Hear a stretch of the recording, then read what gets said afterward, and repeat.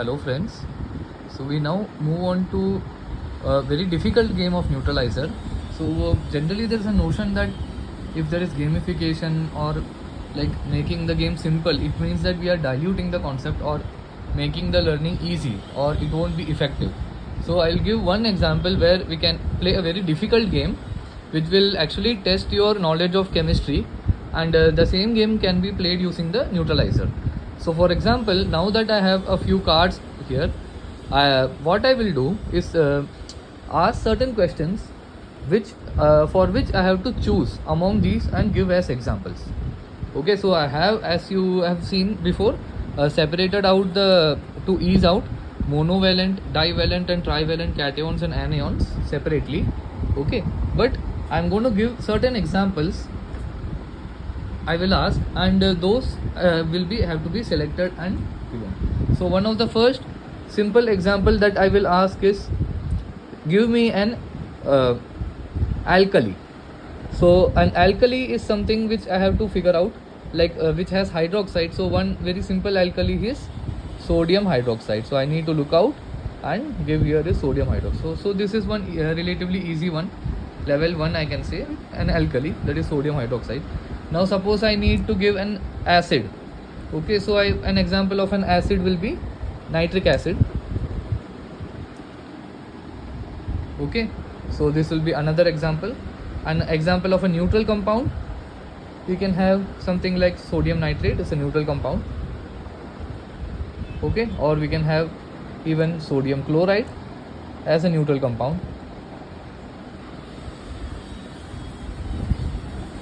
Okay, now suppose now I'm going to level up and ask something like, give me a basic oxide. Okay, so basic oxide I can move. I will get an example of basic oxide is sodium oxide, disodium oxide. It's a highly basic oxide. You put it in water, it will quickly form sodium hydroxide and can give an explosion, very lots of heat. Okay, now can I also give a basic oxide which is not going to, it's going to react with water but not too much. So another such basic oxide I can add is, for example, it can be MgO. Magnesium oxide is also a basic oxide, or I can also add calcium oxide, which is again a basic oxide. Now suppose I want to make a calcium compound which is fully soluble in water. Then we know that certain compounds of calcium, if it is calcium chloride, then it is fully soluble in water, and many a time the nitrate salts are fully soluble in water. For example, calcium nitrate, an example Cl, that will be fully soluble in water. And if suppose I want to give a compound which is very low solubility in water for calcium, then we have calcium phosphate, which has very low solubility in water.